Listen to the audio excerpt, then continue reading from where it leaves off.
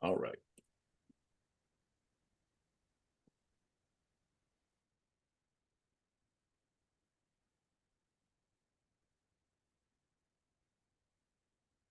Welcome, everybody.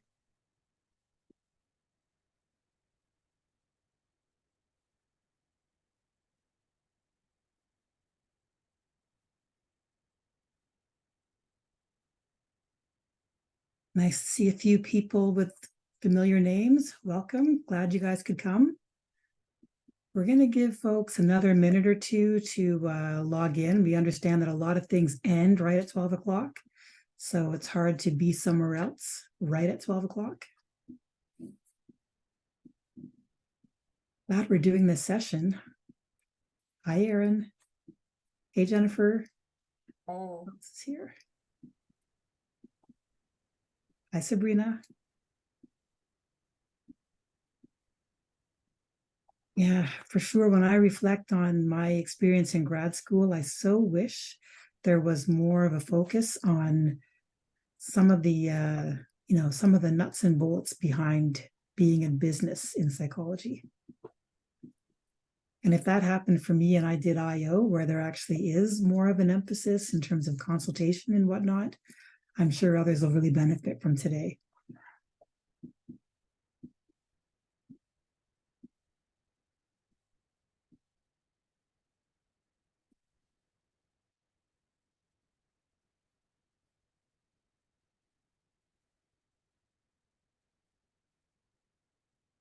All right, Tinashe, are you just about ready to go? If you're ready, Captain, ready? we can take off. All right. It's funny, actually, now one of my nicknames is Captain because I learned how to operate a boat. Oh, there we go. So I guess I'm in theme and in season, right? All right. Yeah. Well, welcome everybody. We're going to go ahead and get started so that we can definitely wrap up on time at 1 p.m. I'm Helen Ofosu. I'm the chair of the Black Psychology section, and I am thrilled to announce Tinashe. Tinashe Manolo. He was born in Zimbabwe, and he migrated to Canada over 10 years ago. And although love was his initial motivation, Canada has become home for him and his family. With each experience, he says he's been fortunate enough to sharpen and continue growing his skills in IT, business strategy, entrepreneurship, and branding to help others succeed in their ventures. He lives by the mantra, be part of the solution for God's glory. And he is driven by creating meaningful work that is not confined to the status quo. His inquisitive nature has allowed him to innovate and strategically execute many initiatives in education, health, equity, diversity, and inclusion. And some of that is going to be highlighted today and also, of course, on his website.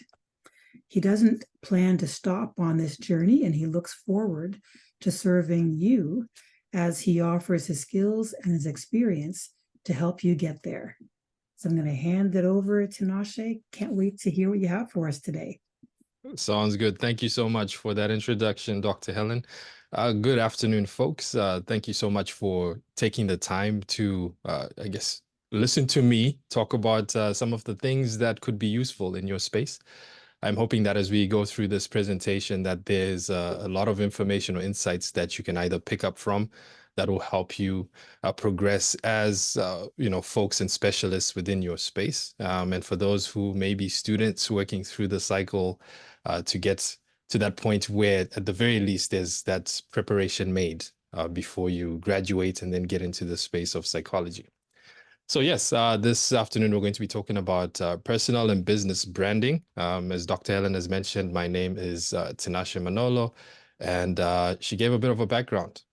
So I want to start with this quote, or at least this mindset that I have around dealing with our day-to-day, dealing with our businesses, our branding, and our work, and what we do with it. And it says you can't march around the same mountain several times and expect different scenery.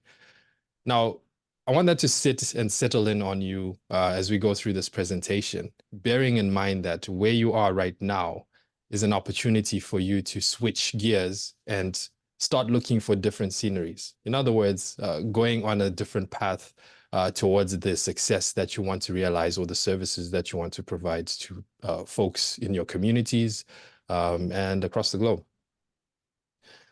So Dr. Helen did share a little bit about me. I was born in Zimbabwe. I did move to Canada, chasing love. I caught her, and 11 years in, we have two Canadian kiddos by the name of Malika and Michaela that you see there on the screen. From a professional standpoint, I have served the government for over a decade in the IT sector. So in health, education, equity and anti-racism and worker safety. But my real work is really found in, excuse me, in brand management, website design, strategy, content production. So much so that I've founded a couple of organizations with the intent of expressing that real work that I am particularly fond of and driven to work on a day-to-day basis. So some of the productions that I've pushed out in the form of podcasts and vlogs include a series on leadership, taking the lead, a podcast on entrepreneurship called the Enough Initiative podcast, and an inspirational one that speaks to how to motivate yourself through the course of the day called Tea Time in 90 Seconds. So let's go into the meat and potatoes of why I'm here and how I'm hoping to serve you. And we first and foremost need to define what branding is. So when I think of branding, I think of any individual. So in essence, simply put, you, as you sit there, are a brand. Your name on a piece of paper, your skills in action, your style of sharing knowledge, your service delivery, all of that is a brand. If you think about how you've managed to apply for jobs in on your career path and submitted your resume and been successful otherwise, that has all been part of branding yourself. And so this is what I'm hoping we can dig further into, and how I can and look at opportunities on how I can help you succeed in this space. So why brand yourself? So the world out there has several buyers of the services that you have to offer. The biggest challenge, however, is that in service provision and skill sets, there's no visibility in where you are located. And so when we talk about branding yourself, it's giving folks out there an opportunity to find you and connect with you so that you can accomplish the services that you want to offer and for them to receive the services that you deliver. So let's talk about where branding meets psychology. So this is information that I was fortunate enough to learn from Dr. Helen. That's got to do with psychologists and the Canadian Psychological Association. I beg your pardon. I've come to learn that there are approximately 7,000 members.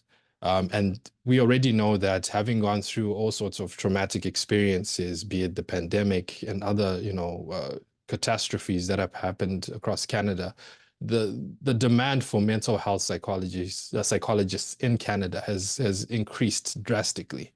And so, speaking to that as a person of Black race and needing somewhat of a like me somebody to talk to across the table, this is something that I found kind of challenging to find, where connecting with the service and connecting with the person or practitioner that I would be interested in connecting with is challenging. And I've come to learn that less than 0.008% of psychologists in Canada are Black, but they're not visible. And so this is an opportunity in itself, that visibility can grow, not only for the Black community, but also for other ethnicities, with the intent of being able to push out not just the ethnic side of things, the cultural side of things, but the service as a whole, considering that there's a shortage where that is concerned. So let's talk a little bit about the importance of brand development. Now, you know your worth, but we as people, and when I say we, I'm talking about me as a regular person on the street, don't really know, the brand, the services that you have to offer. and having the ability to differentiate yourself from your competitors as you go along and as you map out what you want to do either in business or in practice is very critical. Because when you start developing and branding yourself, you need to be able to then engage the customer base that you'd like to engage, increase that customer loyalty, improve that brand recognition as you go, and establish a high perceived value where your branding is concerned. Now, the perceived value can only increase when you are visible and when you are positioned appropriately within your space. And so ultimately what that does is it has an incremental effect where if, say, Tinashe needs to find a psychologist to help him work through things, uh, he can have a connection with one of you folks as a specialist and work through those issues, so much so that by word of mouth, he has the ability to then share his experience with one of you folks as you've helped me work through those events. So there are five elements that speak to a strong brand. The first is brand purpose. So that to me is translated to your fuel. So when we talk about you and you getting up each day to carry on with what you need to do, there's something that gets you up. It's either you're getting up because you have to, or you're getting up because you want to. Whatever that is, your brand purpose ties in with who you are and how you fuel your progress as you move along. There's also the second element there, which is brand purpose, brand promise, I beg your pardon. Your knowledge and your customers' expectations collide to create somewhat of a brand promise. What that brand promise is a commitment to what it is that you have to offer the customer, so much so that when they do engage and meet with you, they feel comfortable, they feel the need to come back to you. They have that set image and experience in their minds. That then ties into the third element there, which is brand identity. So if you can think of a name such as Dr. Helen, the reason why I managed to connect with Dr. Helen is on account of my wife having had a connection with Dr. Helen. And so in going in on the internet and doing a quick search to find her, I was able to then learn more about her, and in turn learned about her organization and the services that she has to offer. And so that moved great well into what is the next element there, which is brand personality, where we are talking about your values, your mission, and your audience. So where your values and your missions are concerned, it's really a matter of what it is that has driven you to take the career path that you have, and how is it presented out in a way such that your audience can translate or understand, and where that connection is made. And then the fifth element is your brand positioning. The market needs more mental health practitioners such as yourself. You have a passion for it and you have the skills to provide the services that you have to offer.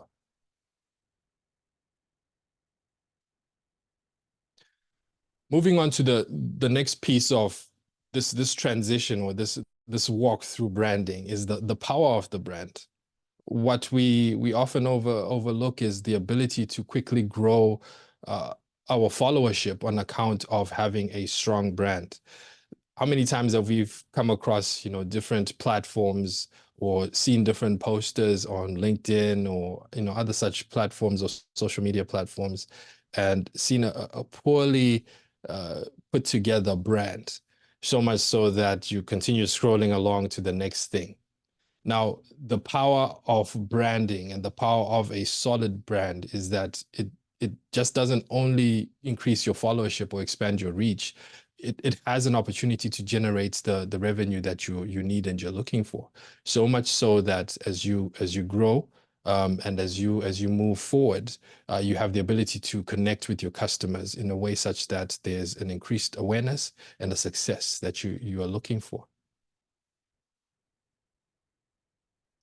So we've talked about brand power. We've talked about implementing somewhat of or having somewhat of a structure towards our branding.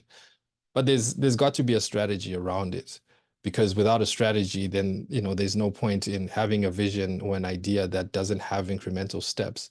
So there are five questions that I typically ask folks when I have an opportunity to sit down and discuss with them about branding.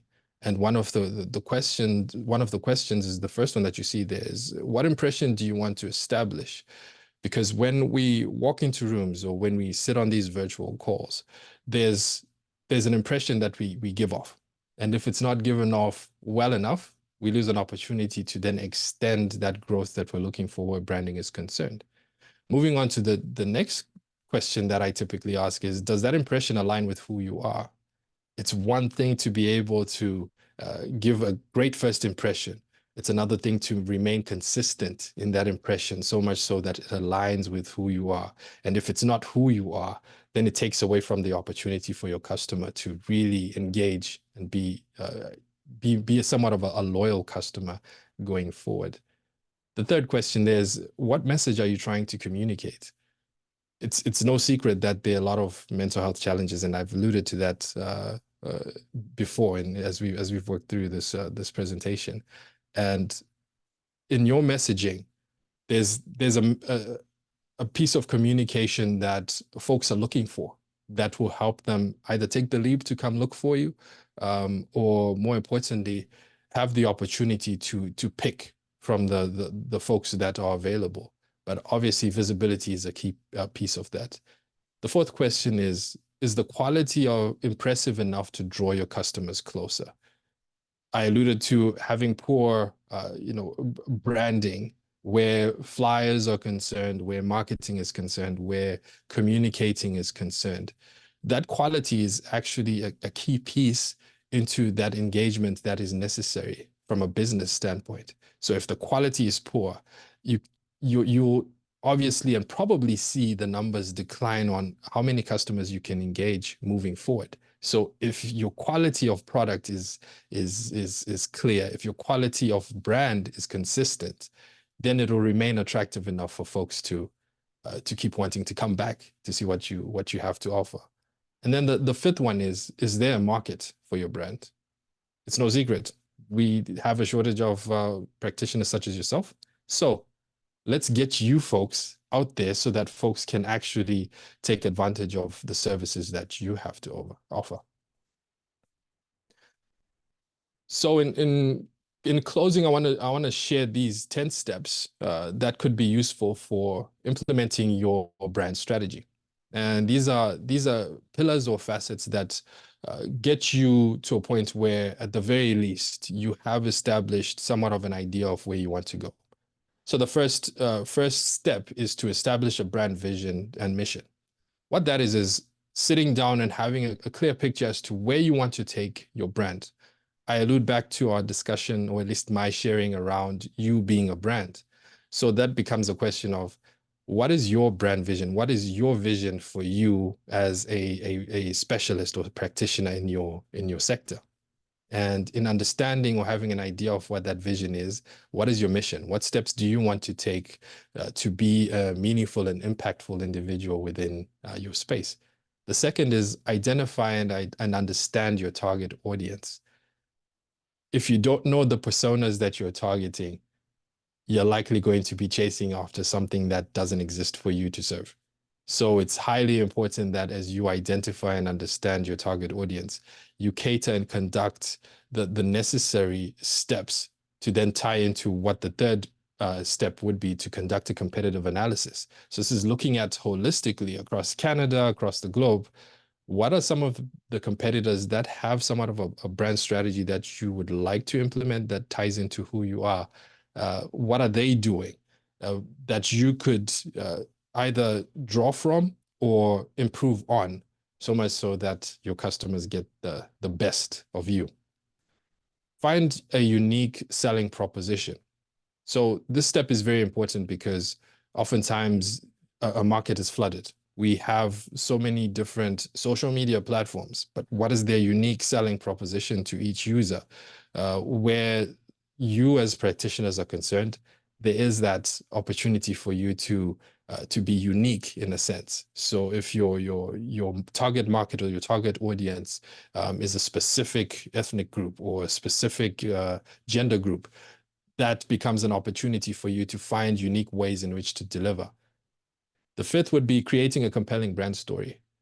Everybody has a story. You have a story, and there may be an opportunity right there for you to tell your story, so much so that it allows you to connect with your audience. And then take the next step of designing visual identity. So here we're talking about your logos, your letterheads, your website platform, all these different tools that would be useful for you to then engage the folks that you want to serve. And then the seventh would be developing a consistent brand voice. It's important to remain consistent in a way such that when folks see your brand, they know that this is Tinashe's brand. This symbol represents Tinashe's brand. This messaging is how Tinashe thinks. And when I say that, I'm really speaking to you folks as practitioners, that as you share your messaging, it has to be a consistent message, so much so that folks out there know that this has, Dr. So-and-so's signature on it. So much so that they can align and attach the quality that is associated. And then go ahead and create a brand styling guide. Now, the purpose of this is to maintain that consistency that allows you to send out the messages and the messaging that is uniform in nature. And if you decide along the way that you want to change how your brand looks, you make that transition too, so much so that when sharing and partnering with other organizations, your messaging is consistent and is similar across the board.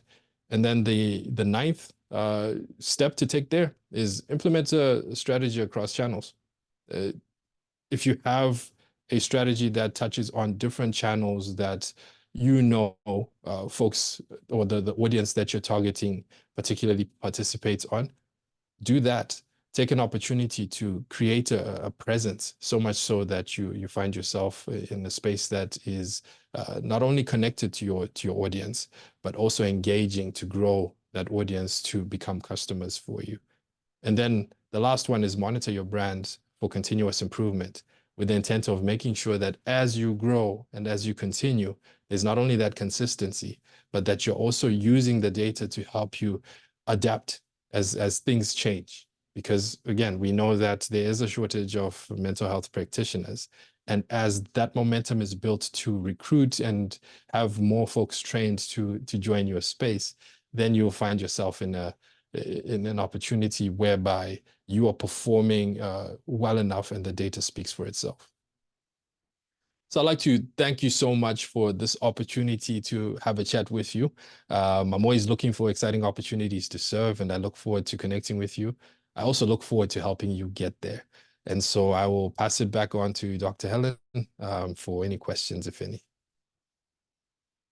Made a lot of notes. Thank you. I feel like I've been in a business coaching session. And I have two questions that came in through the chat. I'll encourage other people to, just raise their hands or send something in the chat. So one question, and I totally get where this person's coming from. She says, is it better to have a website that's kind of ambiguous about who is providing the services, or is it upfront? Is it better to be upfront about who is providing the services? Thank you for that question. I find that, and in my experience, being upfront is in itself a way in which to be authentic. Ambiguity can be challenging to draw people that you really want to serve, and as long as you take time to be as authentic as possible, the likelihood of stronger connections that last a longer period of time is very high. So I'd definitely encourage having a website that openly speaks to how it is that you plan on serving, what it is that you're about, and who it is that you're about. Because again, I allude back to my point earlier that you are a brand, and so your name, your face, your imaging, your messaging, all of that is part and parcel, and it should come to the fore. So I think what the person was getting at, and I remember thinking about this when I first started my company in 2012. Sometimes I see Black folks and racialized folks who have companies, but they don't want to be the face of that company Mhm. because they think there's a lot of anti-Black racism. I mean, for me, I deliver a lot of the services in my company, so my face is findable on my website because I don't want any surprises. If they don't want to work with me, they should know upfront who they're going to encounter. Absolutely. It's a very valuable point that you've put across there, Dr. Helen, because it is a risky space to get into business and to put your face on it. Just put it out there frankly, right? However, there are those people that, for the most part, are going to be inspired by the fact that you are putting yourself out there. And it takes a bit of courage. It may be uncomfortable to start. However, in putting yourself out there, who knows how many people you'll inspire to start solving the problem that you are trying to solve, which is this shortage within the space. So I would encourage folks, if you don't have a presence out there, please show us where you are and how we can find you because it's necessary. And there's so much that you can do without having said too much by virtually simply putting your face out there and what you're about so that folks can connect with you. Two more questions have come in. First one, what are two or three things that professionals should consider doing? For professionals, what I think is worthwhile is first uh, establishing somewhat of a presence. And that presence doesn't have to be a presence whereby you're over investing and overextending yourself, but it's a presence where you are becoming visible. Because as long as you're invisible, I keep using me as an example because I don't want to put people on blast or anything like that, but as an individual, if I need mental assistance or mental health help, right, I want to be able to connect with the right individual, at least the one that I feel would be a best fit for me, at the beginning. And so some initial steps that can be done is go get a domain name, register a domain name that speaks to you, set up a landing page, a one pager that either if you haven't had a clear understanding of what your brand vision and mission is, it's one that simply speaks to you as an individual and this platform coming soon.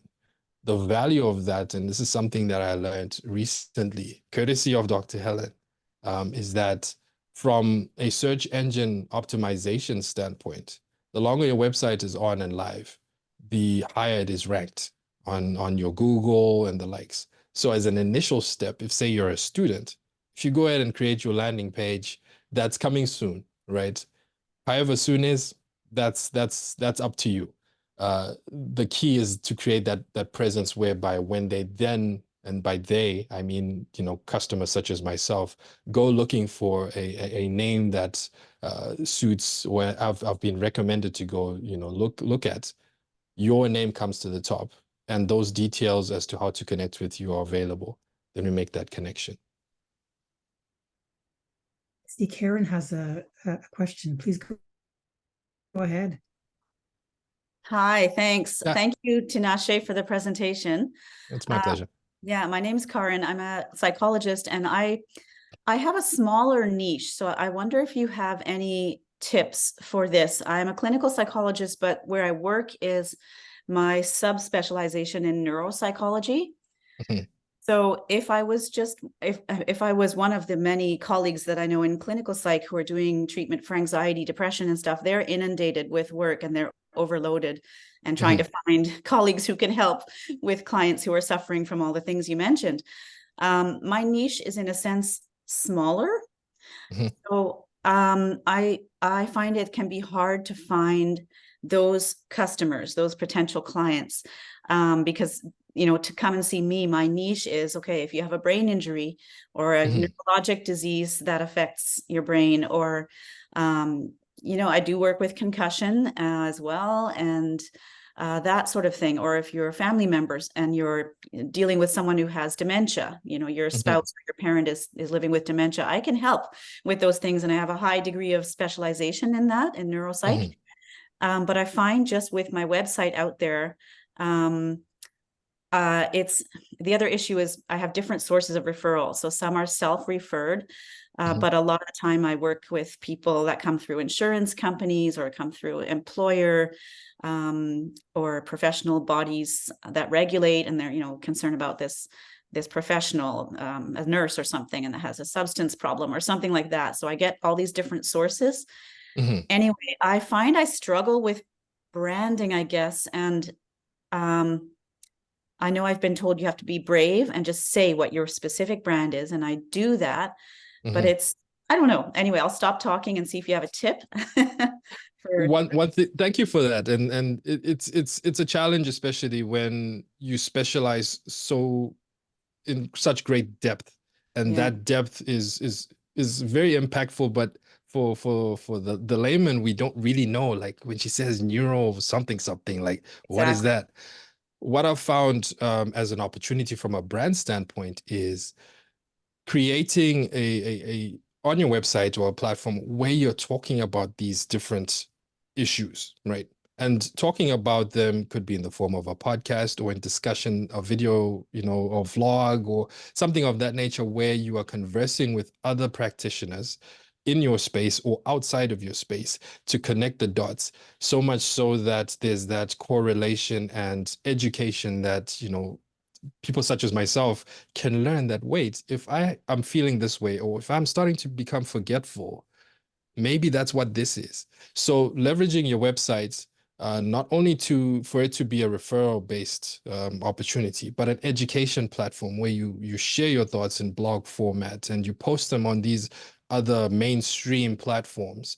What that does is then it gets your message out, so much so that folks who sometimes we may think there are very few, maybe more than you think. It's just where your message is landing is in the wrong stream. You want to put it in the mainstream, so much so that your reach increases. So maybe that may be an opportunity that that you could explore there that would ultimately expand your brand. And it doesn't have to be other practitioners that are within Canada. It could be anywhere in the world. And this is business, right? We want to touch and reach and support and help folks that are not only within our borders, but everywhere, because as clinicians and as specialists, you care about the human being, right? So it doesn't matter where they really are. It's really a matter of how can I deliver in a way such that I can inspire for more of this kind of work to be adopted, and for you to actually start reaching into other streams where your colleagues may not specialize in. Okay, so I've always shied away from doing things like putting video messages on my website and all that, but you're saying that would be maybe a good idea? It would be a great idea, because Yeah.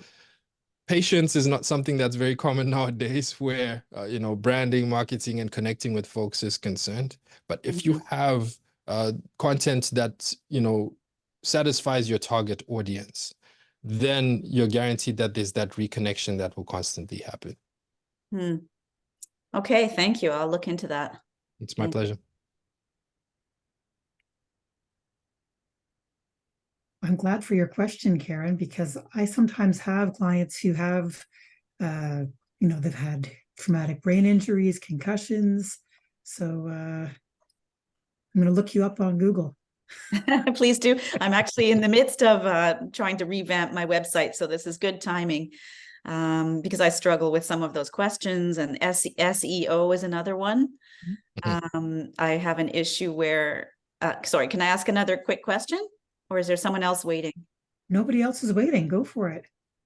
Okay, so great. One of the problems I've had with my my website and people reaching me is in my niche of neuropsychology. There's a big company in town that, you know, is one of those middleman companies. There's a bunch of them that tries to link people looking for specialists with those specialists, right?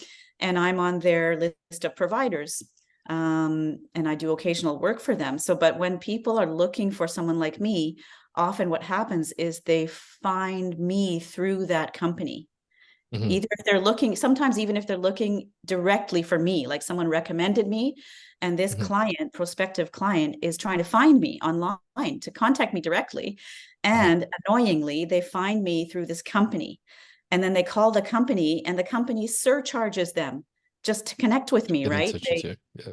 They take, so this poor client has to pay more, and I have the hassle of having this middleman instead of a client who reaches me directly by the phone and we can talk and plan.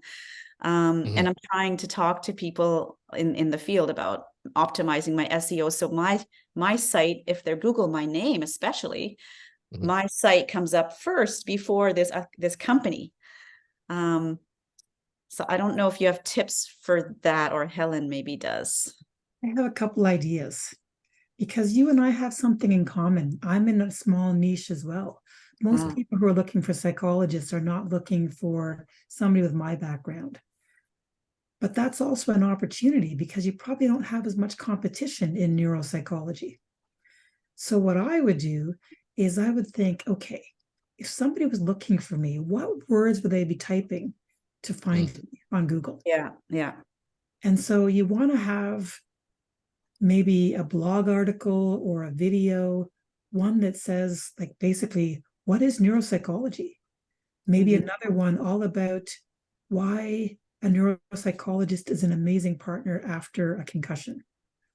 Another one might be why a neuropsychologist is an amazing person to contact if you or a loved one is dealing with dementia, right? So having a piece of content that's customized to kind of capture those key things that you do. Yeah. Yeah. So like outside of the idea of a video, for example, which I'll still think about, but I shy away from. But is it then that you need specific words repeated in your site to kind of get that traffic? The way I do it is I have blog articles that kind of relate to things that come up again and again and again for my clients or for, certain themes. Okay. So little articles you wrote yourself that you attach to your site. That's it. Okay. That's a good idea. Thanks. I'll look into And maybe that. Tinashe is the guy you should call. Maybe I should. Yeah, I took your contact info. Yeah. Sounds good.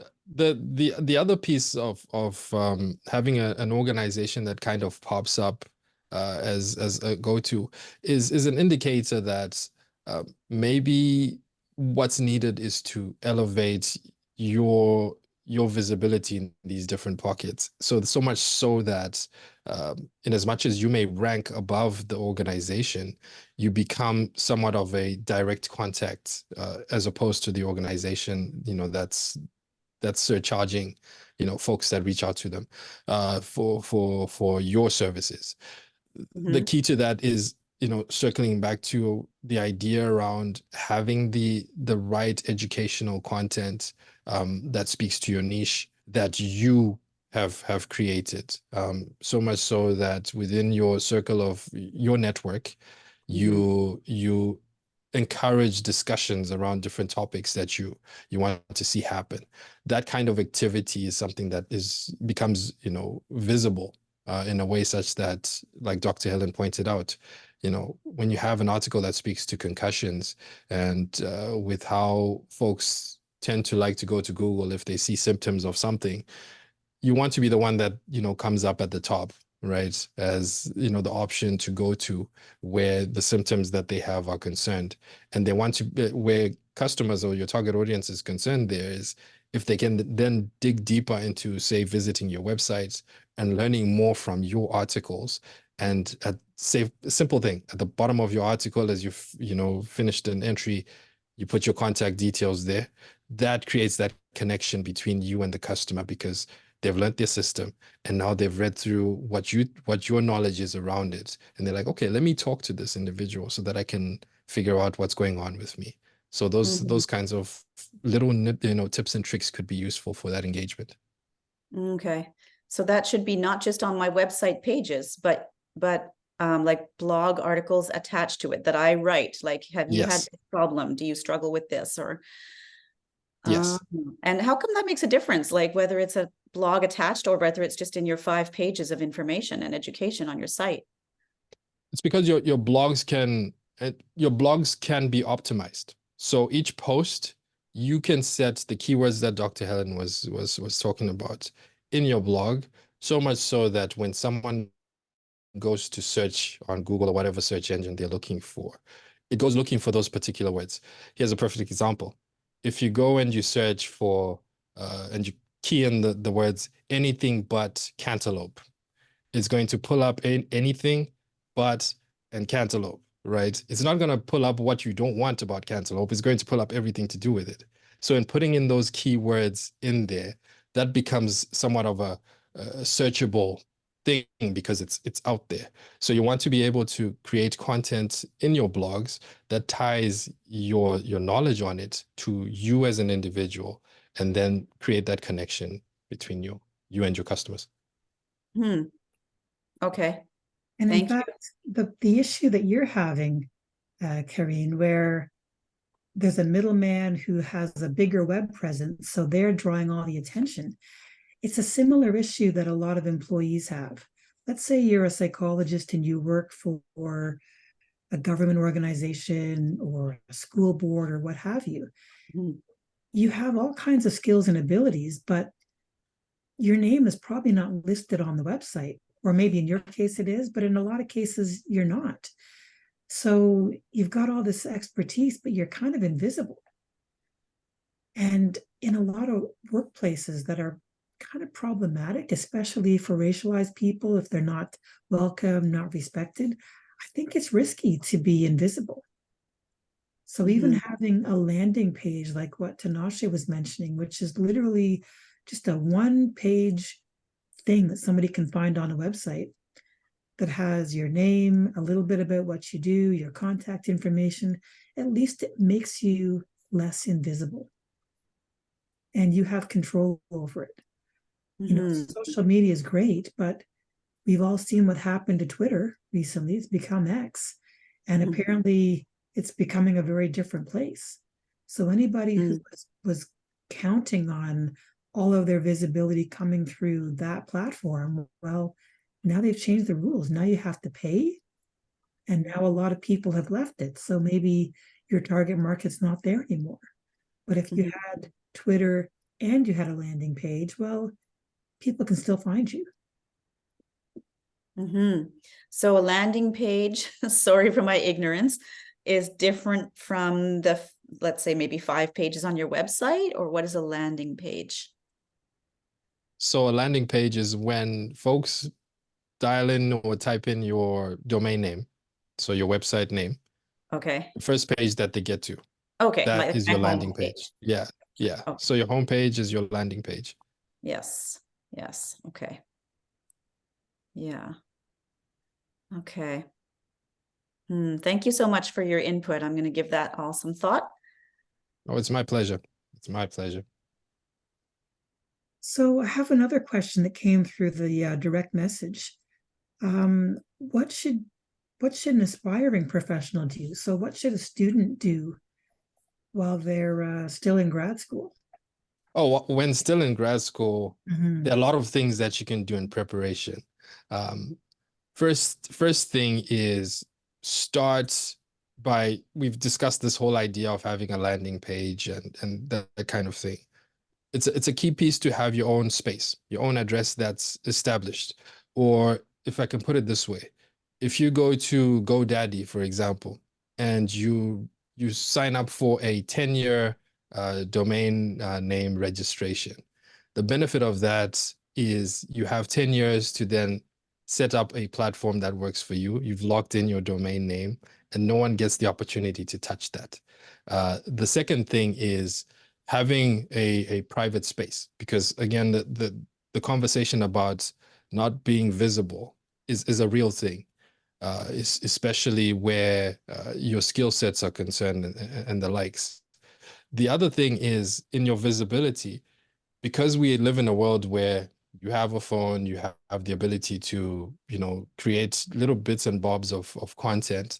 Your journey as a student is important to inspire other students to join the journey. And the problem we're trying to solve here, if I understand correctly, is that we want to make sure that we have more members in the association where psychology is concerned. And so you want to inspire folks, who are coming up. So tying that in with the discussion around creating, content with your phone and talking about your journey, you're not only inspiring folks, but you're also creating that content that would then be visible on your website. So say when you become qualified, you're done, you're a graduate, you're good to go. This journey is the brand story that you can then, publish on this website that you have, or at least as you build your website, you then build that personal space for you. And in there, folks can then start learning on, your trajectory and the path that you've moved to get to where you are. Because the key thing where branding is concerned is the authenticity. As long as folks know and have an idea of your authenticity, they have the opportunity to then learn more and draw interest from what you're doing. It's no wonder when you think of, this is maybe a terrible example or not, reality TV. It's a thing. It's not stopped. Some would call it garbage TV and the likes, but people are interested in that not only because people are interested in drama, but also, there's that connection that folks typically want to find and yearn for. So as a graduate student, as you're journeying through this, you could start chipping away at these little, the roadmap steps that I shared earlier in the presentation. Let me see if I can get back to that slide. Where you are now starting to map out what your brand vision and mission looks like. And you're now starting to figure out, okay, what's my target audience when I'm done? If you can do that legwork early, your visibility will be so much greater on the other side. Another really amazing question in the chat. So this person appreciates what we're talking about in terms of visibility. But sometimes, especially as Black women, because we're dealing with anti-Black racism, we're also dealing with misogyny, so misogynoir. How do we balance visibility, which of course will build trust in other people? Like, people will trust us because we're out there and we're showing what we're capable of. But how do we balance visibility and trust, but also maybe being too visible, now all of a sudden becoming a target of online harassment? So thank you for that question. I think it's a very important question, especially with the opportunity that everybody has the privilege and option of having an opinion, but not everybody should be given the microphone. I think just by looking at it from that vantage point, being able to control your space is critical. To be dependent on the mainstream social media platforms for your business and your brand and where it's going is very complicated a space, because it opens you up to all sorts of thoughts, right? So in essence, that microphone allows folks to come in and become somewhat of challenging individuals to deal with in your space. So maintaining and controlling your own space is mission critical to start. The second piece to maintaining and controlling your space is making sure that the content that you're publishing is well thought out and strategic in terms of the direction that you want to go. Because it's easy to put messaging out. It's very difficult to withdraw it.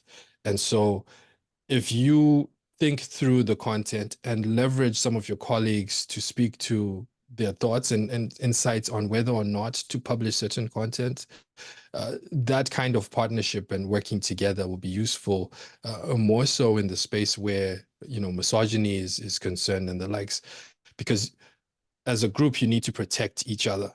And you need to make sure that as you work through this difficult work that you deal with day to day, that you also have outlets, supports, and a clear strategy and messaging that supports what you want to accomplish, but also provides that protection when you need to, so much so that you can withdraw.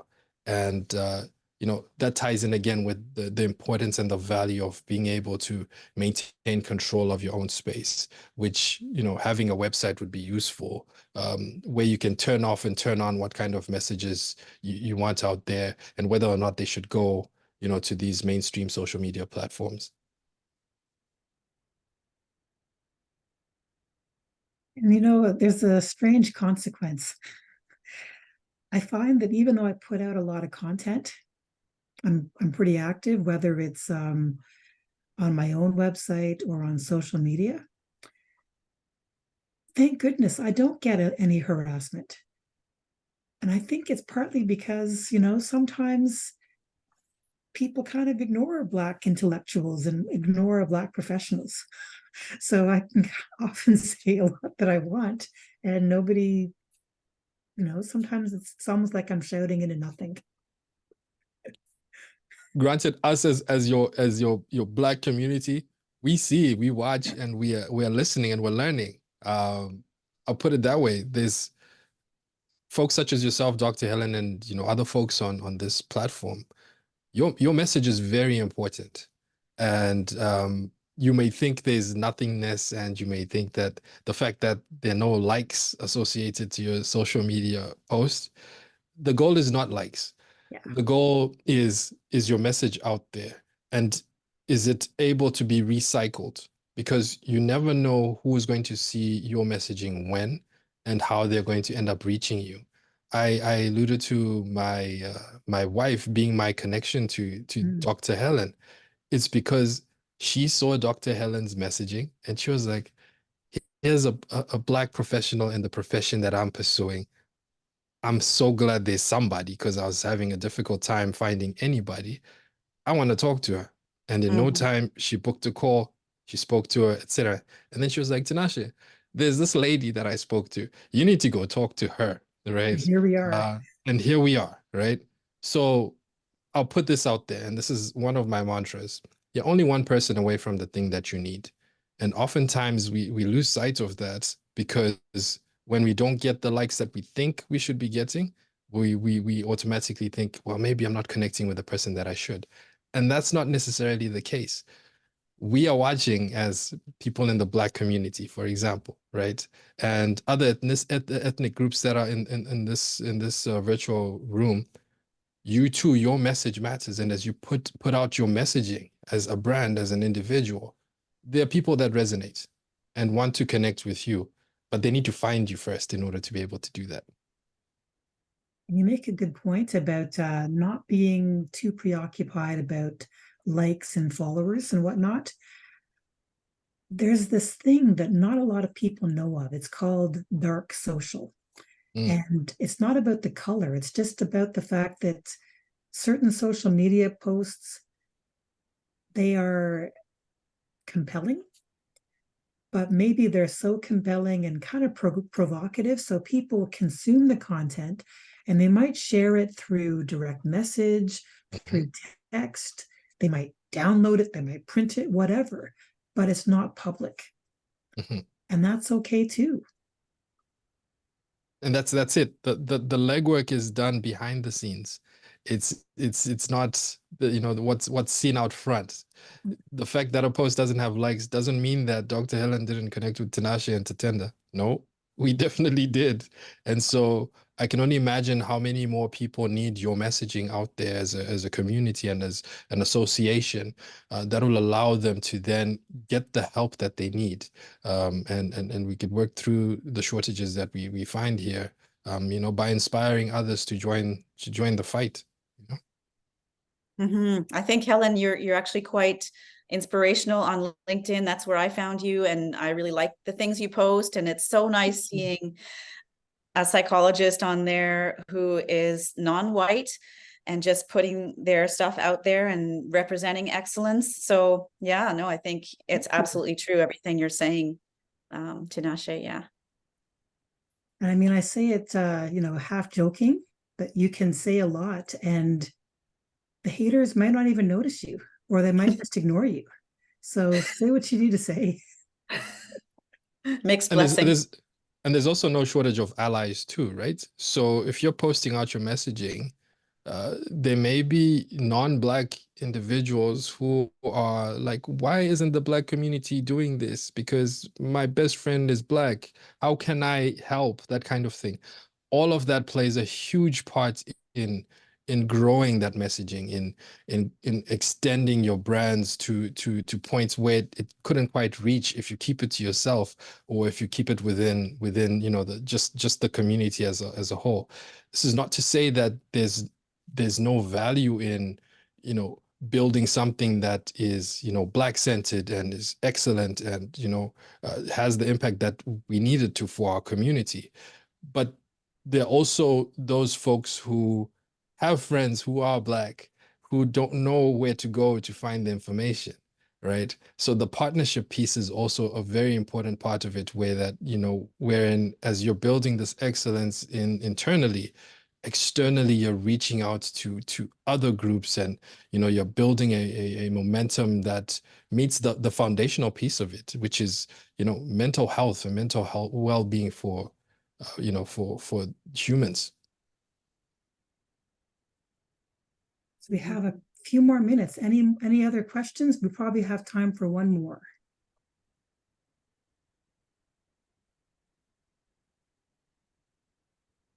Well, I don't know about all of you, but I found this to be a terrific session.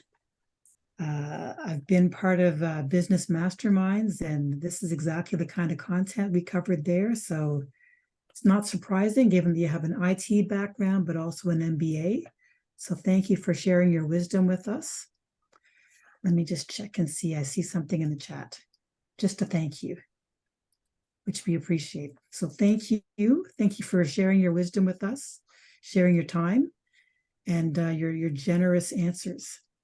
Absolutely. And thank you so much for having me on your platform. I am truly, truly thankful. And my parting message to you is, please make yourselves visible. We need to see you. The world needs to see you, and your message is very important to helping so many people. So yeah, let's get out there and make our brands visible, so that folks can get the benefit of all the wealth of knowledge that you have. Thank you so much. Absolutely. Thank you, Tinashe, and thank you, everybody, for coming out today. Enjoy the rest of your day and have a great weekend. Take care now. Thank you so Bye, much. everybody.